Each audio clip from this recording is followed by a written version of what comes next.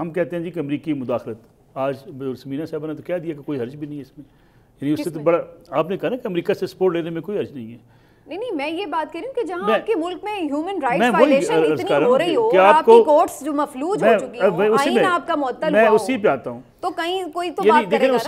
آپ کوئی سر علیحدہ پلانٹ پہ تو نہیں رہتے نا، اب آپ مجھے بھی اٹھا کے کل ملٹری کورٹس میں لے جائیں اور کہیں جی چلیں جی آپ ملٹری کورٹس میں کیوں لے جاؤں گا، یہ بھی بتا دیتا ہوں۔ میں یہ بات کہہ رہی ہوں، میں آپ کو بتانے نہیں، میں آپ کو بتا دیتا ہوں ملٹری کورٹ میں کیوں لے کر گئے۔ ویسے آپ کہاں تھی 9 مئی والے دن بتائیے۔ اچھا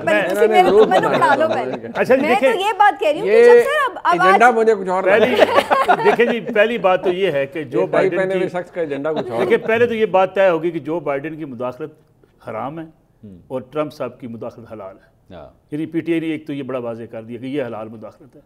دوسری بات یہ بار بار کہا جاتا ہے کہ تحریک انصاف کو دیوار سے لگا دیا گیا، تحریک انصاف کے جو انسانی حقوق کی خلاف ورزی کی گئی، بڑا ظلم کیا گیا۔ آپ بھی سپورٹ کرتے ہیں اس ظلم کے خلاف، منیب صاحب بھی، سمینہ بھی، ہم بھی کہتے ہیں یہ ظلم نہیں ہونا چاہیے، لیکن کیا کسی نے اس پہ بات کی کہ یہ شروع کب ہوا؟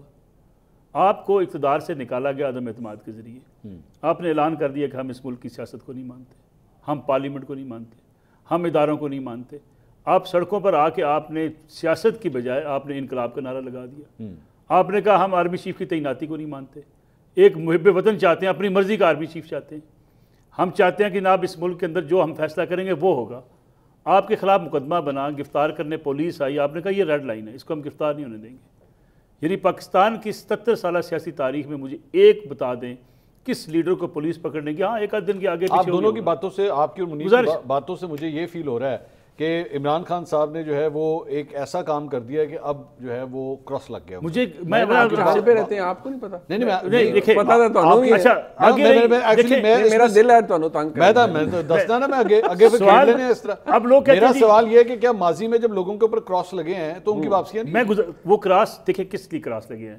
میاں نواز شریف کے اوپر کراس لگا، میاں نواز شریف نے للکارا، چلے 90 میں آپ کو میں لے جاتا ہوں، 90 میں ان کا جھگڑا ہوا، 90 میں پہلی بار وزیر اعظم بنے۔ فوج کے یہاں یہ سوچ پائی جاتی تھی کہ اسلامی جمہوری اتحاد ہم نے بنایا تھا، ہمارے مطابق چیزیں چلنی چاہیے تھی۔ میاں نواز شریف نہ چل سکے، انہیں 93 میں رخصت ہونا پڑا۔ ٹھیک۔ میاں نواز شریف نے باہر نکل کے یہ نہیں کہا کہ ملک کی فوج غدار ہو گئی ہے۔ ٹھیک۔